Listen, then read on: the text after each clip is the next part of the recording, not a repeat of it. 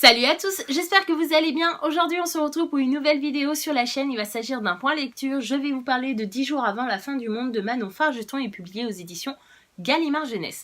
Dans cette histoire, on va suivre la fin du monde, 10 jours avant la fin du monde plus précisément. Et donc on va suivre plusieurs personnages qui vont apprendre que dans 10 jours, c'est la fin du monde. Mais en fait, tous les pays ne vont pas être touchés en même temps. C'est-à-dire que certains pays vont être touchés dans 3 jours, d'autres dans 5 jours. Et là, le dernier pays va être touché dans 10 jours. Et il s'agit de la France et plus particulièrement d'une région qui est la Bretagne. Donc vous pouvez bien imaginer que toutes les personnes qui veulent vivre jusqu'au bout et au maximum vont vouloir prendre la route et se diriger vers la Bretagne. Mais il va avoir un problème, c'est-à-dire que la superficie de la Bretagne ne peut pas accueillir toute la population française et encore moins si on compte les étrangers qui veulent venir en France pour survivre à cette fin du monde. Enfin, essayer. Pourquoi je dis essayer? Puisque tout simplement les premiers pays qui vont être touchés par cette fin du monde, certaines personnes ont filmé cette fin du monde et on va voir directement sur les vidéos que ces explosions ne laissent rien sur leur passage, tous les bâtiments sont détruits, toutes les personnes meurent, il n'y a aucun survivant dans les pays qui sont touchés avant les 10 jours de cette fin du monde. Donc voilà, c'est assez paniquant pour les personnes qui vivent encore et qui savent que c'est bientôt leur tour. Mais c'est vraiment cette histoire-là qui me donnait vraiment envie de découvrir ce bouquin. Je vous l'avoue dès le début, ça va être un point lecture très mitigé. J'en attendais beaucoup de ce bouquin. Les histoires de fin du monde, ça me plaît énormément en bouquin. Après, je suis une vraie chochotte, c'est-à-dire que dès qu'il y a un orage, il y a beaucoup de vent et tout, je ne dors pas de la nuit. Donc si c'était moi à la place des personnages, c'était déjà une crise cardiaque avant les 10 jours de la fin du monde, vous voyez. Mais dans les livres, ça me passionne, tout comme dans les séries ou dans les films, et j'adore ça. Et je pense que j'en ai attendu beaucoup trop de ce roman. Et ça va être assez mitigé. C'est-à-dire que je ne vais pas descendre ce roman parce que ça m'a quand même plu. J'ai pas trouvé que c'était un calvaire de recommencer l'histoire de temps en temps. C'est-à-dire je lisais 1 heure, après je m'arrêtais, le lendemain je relisais 1 heure. Enfin, je n'avais pas cette envie d'arrêter et d'abandonner l'histoire parce que j'avais envie de savoir ce qui allait arriver au personnage. Mais j'ai trouvé ça un petit peu mou. J'aime pas dire ça, mais voilà, j'ai envie d'être honnête avec vous, c'est qu'il y a peu d'action. On va suivre des personnages qui décident du coup d'aller en Bretagne et durant des jours et des jours, ils vont essayer de s'y rendre en Bretagne. Et en fait, il se passe pas grand chose quoi. Il y a juste un moment où ça m'a plu, c'est-à-dire qu'ils vont faire une escale à quelque part pour essayer de récupérer des vivres dans un magasin et il va arriver des choses, ils vont avoir quelques ennuis et là c'était palpitant, on avait envie de savoir qu'est-ce qui allait se passer, est-ce qu'ils allaient s'en sortir, etc.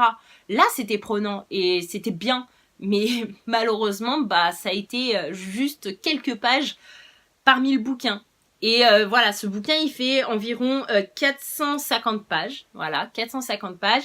Et je vous cache pas que pendant 300 pages, 320 pages, c'est l'histoire du trajet jusqu'en Bretagne. Et ensuite, les 100 dernières pages deviennent plus intéressantes puisque certains personnages vont trouver peut-être une solution pour survivre à cette fin du monde. Et donc, on va les suivre dans la mise en place de cette chose. Et durant la fin du monde, qu'est-ce qui va se passer ? Donc forcément ça va être plus prenant. Mais j'aurais bien voulu que ça arrive avant. C'est-à-dire que je suis allée au Salon du Livre des Oneriques le 9 mars à Meyzieux, donc près de Lyon. C'était ma lecture en cours. J'étais à 250 pages. J'étais quasiment à la moitié du bouquin. Et j'avais dit à l'auteur, franchement, j'espère qu'il sera dans les 5 finalistes du PLIBL, donc dont je suis dans le jury, voilà, parce que c'était bien parti. Et je m'attendais tellement à ce que ça soit énorme par la suite que je me suis dit, celui-là, franchement, s'il est dans les 5 finalistes, il y a moyen que je vote pour lui. Et au final, là, aujourd'hui, à l'heure à laquelle je vous parle, j'ai terminé ce bouquin et je pense que s'il avait été dans les 5 finalistes, non, je n'aurais pas voté pour lui. Parce que il manque des choses et je trouve ça dommage. Sachant que la fin m'a posé énormément de problèmes parce que j'ai pas vraiment su si il survivait ou pas en fait. Et j'ai dû demander à d'autres lecteurs qui ont lu ce bouquin parce que c'est pas marqué noir sur blanc, ils ont réussi ou ils sont morts. Et ça m'a vraiment posé problème.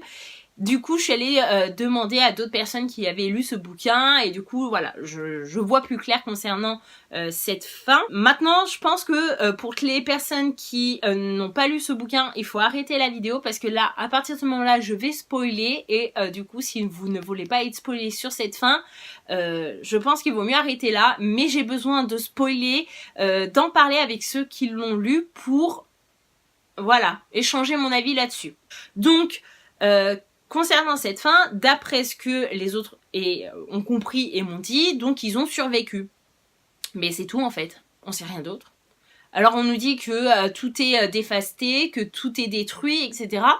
Et l'auteur nous laisse avec cette frustration, ok ils ont survécu, mais on ne sait pas ce qu'ils vont découvrir, on ne sait pas comment ils vont vivre face à cette fin du monde, que eux seuls ont survécu.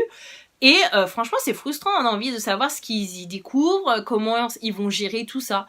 Alors après, voilà, je ne veux pas m'étendre sur le sujet parce que je ne sais pas s'il va y avoir un autre tome, ça pourrait être les 10 jours après la fin du monde et donc la suite des aventures de ces personnages.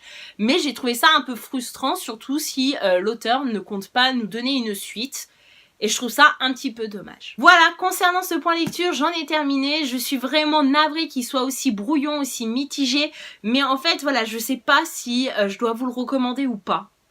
C'est assez étrange comme sensation, c'est-à-dire que j'ai passé un bon moment, c'était sympa, mais c'était assez lent, c'était assez mou. Mais en tout cas, si vous voulez tenter l'aventure, n'hésitez pas, parce que c'est pas parce que moi j'ai trouvé ça plutôt mitigé, parce que j'en attendais beaucoup trop, que ça sera également votre avis. Donc n'hésitez pas à le découvrir si ça vous tente. En tout cas, je vous dis merci d'avoir regardé cette vidéo, je vous fais de gros bisous et je vous dis à bientôt dans une prochaine vidéo. Bye bye!